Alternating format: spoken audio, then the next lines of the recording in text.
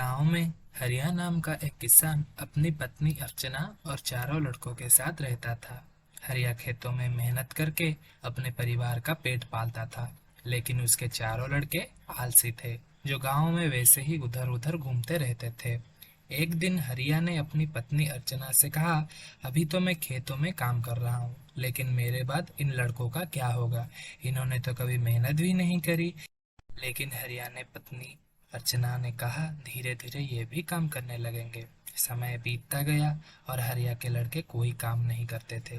एक बार हरिया की तबीयत बहुत खराब हो गई। वो काफी दिनों तक बीमार ही रहा।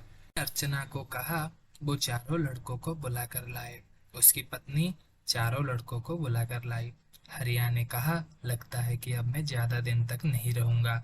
हरिया को चिंता थी कि उसके जाने के बाद उन बेटों का क्या होगा। इसीलिए उसने कहा, बेटों, मैंने अपने जीवन में जो भी कुछ कमाया है वो खजाना अपने खेतों के नीचे दबा रखा है। मेरे बाद तुम उससे खजाना निकालकर आपस में बांट लेना। यह बात सुनकर चारों लड़के बहुत खुश हो गए। कुछ समय बाद हरिया की मृत्यु हो गई। हरिया की मृत्यु के कुछ दिनों बाद उसके लड़के खेत में दबा खजाना निकालने गए। उन्होंने सुबह से लेकर शाम तक सारा खेत खोद दिया, लेकिन उनको कोई भी खजाना नजर नहीं आया। लड़के घर आकर अपनी माँ से बोले, माँ, पिताजी ने हमसे झूठ बोला था, उस खेत में कोई खजाना नहीं मिला।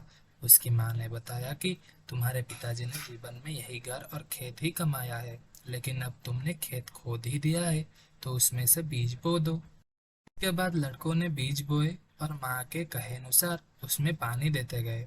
कुछ समय बाद फसल पककर तैयार हो गई, जिसको बेचकर लड़कों को अच्छा मुनाफा हुआ, जिसे लेकर वो अपनी माँ के पास पहुंचे।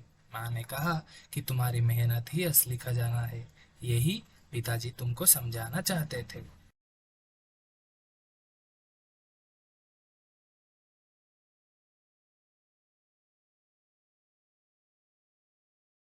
अगर आपको वीडियो पसंद आया तो आप वीडियो को लाइक करो, शेयर और सब्सक्राइब करो।